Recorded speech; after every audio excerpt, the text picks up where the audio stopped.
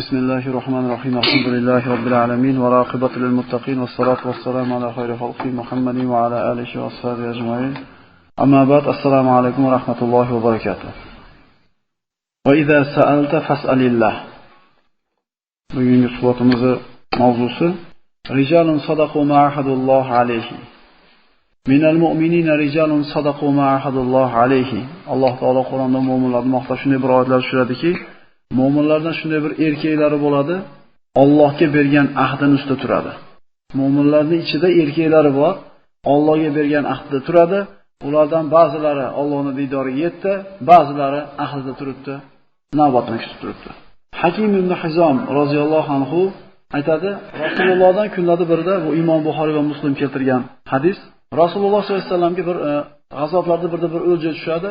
Hakim ibn Hizom boradi, islomga yangi kirgan payti. Rasulullohdan bu narsani so'radim, menga berdi. So'ngra yana so'radim, yana berdi.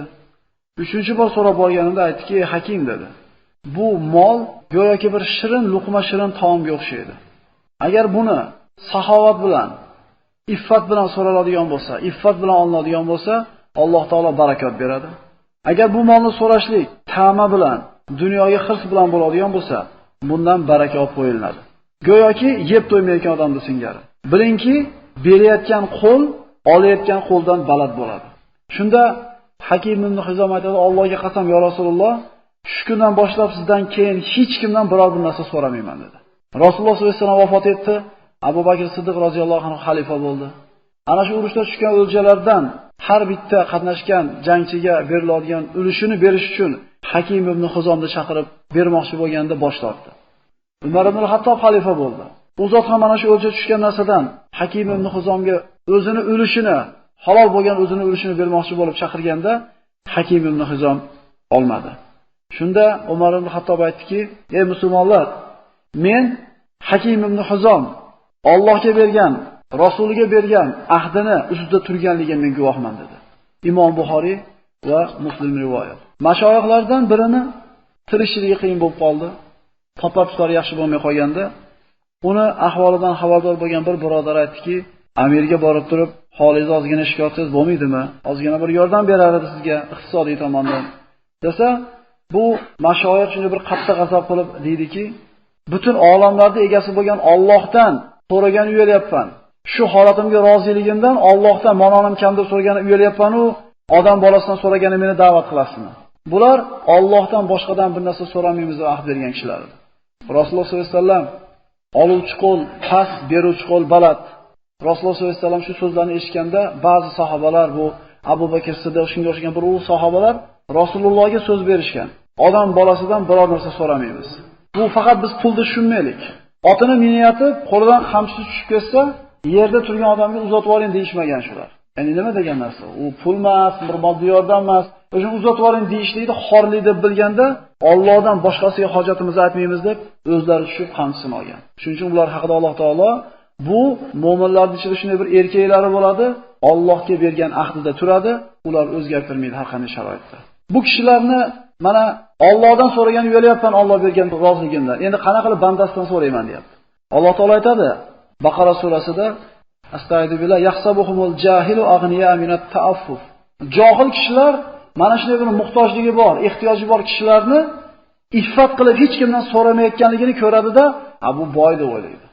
Kamchiligi, yetishmovchiligi uyda to'lib yotgan odamni tashqaridagilar boy deb o'ylayaptimi? Demak, shu odamda iffat bor. Chunki to'g'ri kelgan odamga dardini dasturxon qilib to'kmayapti. Ularni siymolardan taniysiz deydi. Ya'ni yuzida yozilgan bo'ladi ehtiyoji, faqirligi. Lekin odamlarga dardini to'kib solmaganligi odamlar, johillar, bu boy deb o'ylaydi. Rasululloh sollallohu alayhi vasallamni mana jiyanlari bo'lgan Abdulloh ibn Abbos roziyallohu anhu 10 yashar yoki bir 11 yashar bola paytida Rasululloh o'zi menga otni orqasiga uchqashtirib olib, "Ey bolam" dedi, "Eshiting. Men sizga bir qancha kalimalarni o'rgatuvchiman." Buxoriy, Imom Termiziy rivoyatlari. Ihfazillaha yahfazuka. Allohni doim yodingizda tuting, Alloh ham sizni doim yodida tutadi. Ihfazillaha tajidhu tujahaka. Allohni doim eslab yuring, doim ro'parangizda topasiz. Nima degani? Ro'parangizni ko'rasiz degani emas. Qanaqa mushkula bo'lsa, Alloh taolo o'zi hal qilib berayotganligini ko'rasiz. Alloh ro'parangizda turib sizga yordam berayotganini ko'rasiz. Va idza sa'alta fas'alillah. Agar so'rasangiz, bas Allohning o'zidangina so'rang. Va idastan tafasta'in billah. Agar suyansangiz, yordam kerak bo'ladigan bo'lsa, Allohning o'ziga suyaning. Wa'lam annal ummata law ijtamat ala an yanfa'uka bi shay'in lam yanfa'uka illa bi shay'in qad katabahu Allohu lak. 10 yoshli bolaga Rasululloh berayotgan e'tiqodni ko'ring. Bizda bormi shu e'tiqod? Biling, agar butun bir ummat sizga foyda keltiramiz deb jamlanib turgan bo'lsa, ular Alloh siz uchun yozgan narsadan boshqa narsani qila olmaydi. Ummat deganda bu bir millat degani emas. La ilaha illalloh Muhammad Rasululloh degan bitta ummat. Necha xil millat kiradi bunga? Necha xil mamlakatlar kiradi? Shular hammasi bir tomonga o'tib turib, sizning mushkulangizni hal qilib beramiz, sizga unday qilib beramiz, bunday qilib beramiz desa, xursand bo'lib ketmang. Chunki Alloh yozmagan bo'lsa hech narsa qila olmaydi ular. Ya'ni kutmang bandasidan deyapti. Dadangizmi, qaynotangizmi, kim? Xursand bo'lib ketmang biror bir narsa va'da qilsa. Wala ijtamat ala an yazuruka bi shay'in falan yazuruka illa bi shay'in qad kataballohu alayk. Endi xuddi mana shu ummat sizga yaxshilik qilamiz deb jamlanib turgan bu ummat yomonlik qilamiz deb jamlanib turgan bo'lsa, qo'rqib ham ketmang. E'tiqodni ko'ring. 10 yoshli bolaga Rasululloh bergan tarbiyasini. Cho'chima bolam chiqimdan. Kutma bolam chiqimdan deyapti. Allohning o'zi bilan ishini bitkazgan. Endi shu kishilarning qo'lida islom dunyoga tarqadi. Islom degan nurni ko'tarib chiqdi. Chunki bularda kichkinaligidan miyasiga qo'yilgan narsa Allohning o'zi bilan ish bitkazgan bolam. Dardingni aytsang ham Allohga ayt, kutsang ham Allohdan kut, suyansang ham Allohga suyan. Kichkina bolachangiz, "Dada menga WhatsApp qilib berasizmi?" desa, "Ha" deb o'rmang. Inshaalloh deb qo'ying. Bolam Allohdan so'ragin.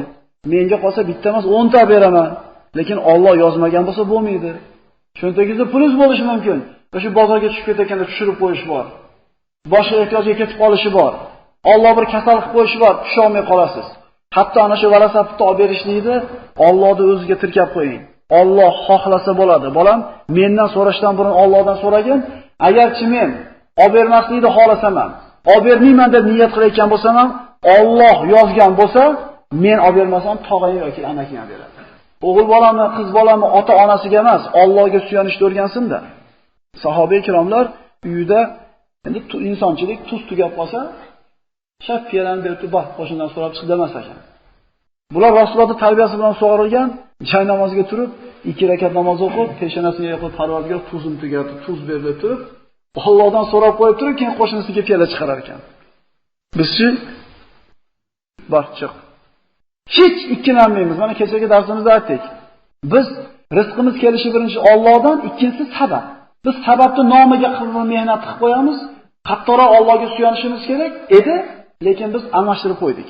Allohga suyanishimiz zaif, lekin sababga bo'lgan harakatimiz qattiq. 18 soat, 24 soat ishlab o'rayotganlar yo'q emas ishimizda. Jumaga ham kelmay ishlayotganlar bor. Bilingki, sizga foydani yozgan Alloh undan oshig'ini ham keltirisha olmaydi. Foydani yozgan ham Alloh undan oshig'ini ham olib kelisha olmaydi. Chunki rufiyatil aqlam va juffatis suhuf. Chunki qalamlar ko'tarildi, sahifalar quridi. Nima degani? Lavhul mahfuzga oda hali osmon yer yaralmasdan 50 ming yil burun Alloh qalamni yaratdi, yoz dedi. Sahih hadislarda keladi. Nimani yozaman dedi? Qiyomatgacha sodir bo'ladigan, koinotda sodir bo'lgan barcha narsani yoz dedi. Shu kuni qalam yozib bo'ldi. Biz hali osmonimiz yaralmadi, yerimiz yaralmadi, Odam alayhisalom hali yerga tushgani yo'q, hali hech qaysi ish bo'lgani yo'q. Hali otamiz Odam alayhisalom jannatga yaralgani yo'q, yerga tushgani yo'q. Hali bu ishlarning birortasi bo'lmay turib, qalam bizni boshimizda bo'ladigan hamma ishlar yozib bo'ldi. Rozi bo'lsak ham, rozi bo'lmasak ham. Shuning uchun Rasululloh aytayaptiki, biroq qo'rqsa qo'rqma. Biroq xursand qilsa xursand bo'lma. Chunki Alloh yozganidan birorta oshcha ham kamon bo'lmaydi. Imom Buxoriy rivoyati, Imom Muslim rivoyati. Alloh subhanahu va taolo saxiy bo'lgan boyni yaxshi ko'radi. Endi bir kishi kambag'al bo'lib turib saxiy bo'lsa, Alloh buni ko'proq yaxshi ko'radi. Alloh taolo kamtar insonni yaxshi ko'radi. Endi bu kamtar yana boy bo'lib turib kamtar bo'layotgan bo'lsa, Alloh taolo ko'proq yaxshi ko'radi. Alloh taolo iffatli bandani yaxshi ko'radi.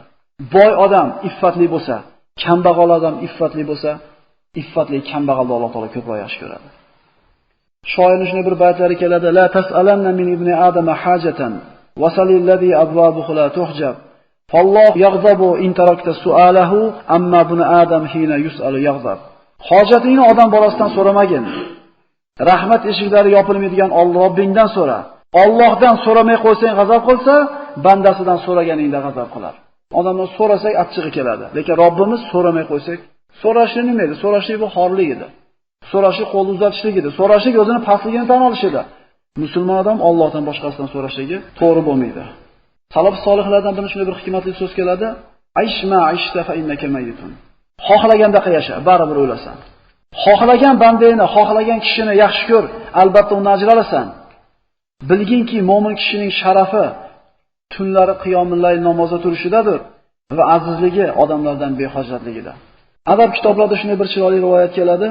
Ummu Ja'far degan bir boy ayol bo'ladi, ko'p faqirlarga xayr-ehson, yaxshilik qiladigan bo'ladi.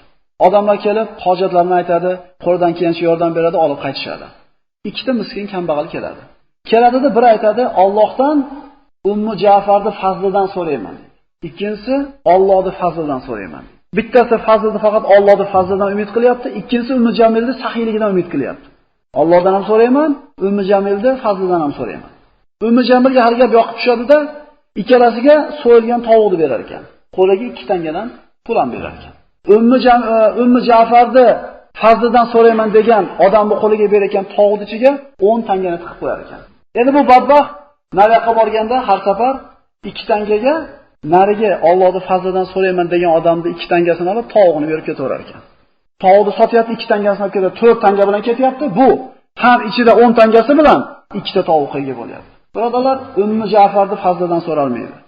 Allohning fazlidan so'raladi. Shuning uchun Alloh subhanahu va taolo faqat o'zidan so'raydigan bandalardan qilgan bo'lsin. Assalomu alaykum va rahmatullohi va barakatuh.